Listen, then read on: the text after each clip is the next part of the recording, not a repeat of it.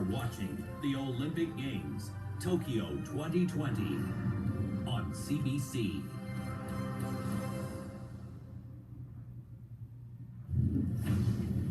It all started when the decades have passed.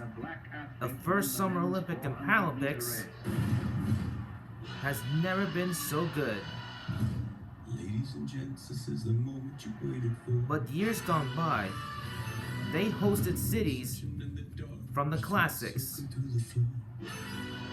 then went into the modern era, and in the future, we're taking to a whole new level. When timing is everything, standing is only one of them, is the world's biggest stage around countries, cultural, indigenous, refugees, and everything in between.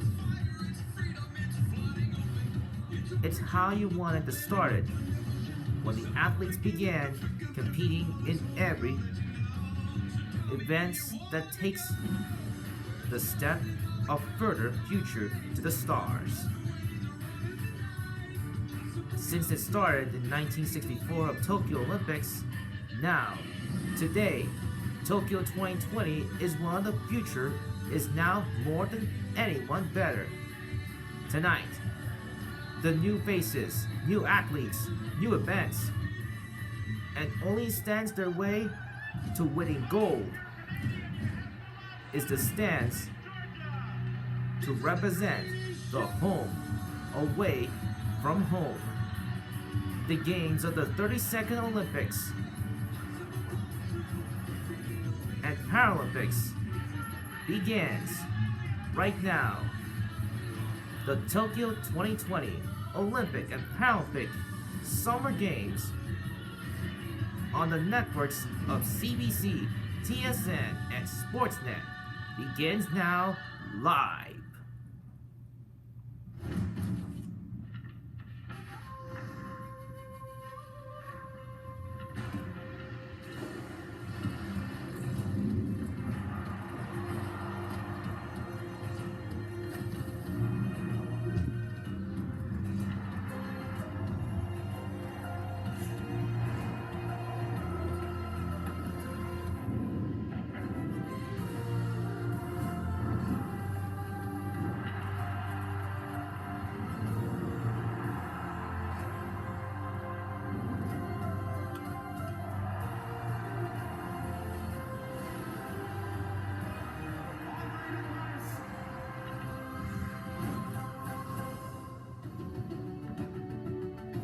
It has been a year and a half that has tested all of us. The challenge is steep and plenty. And for many hopeful Olympians, they focused on one thing and one thing only to get them through the hard times: the start of the delayed Tokyo Olympics.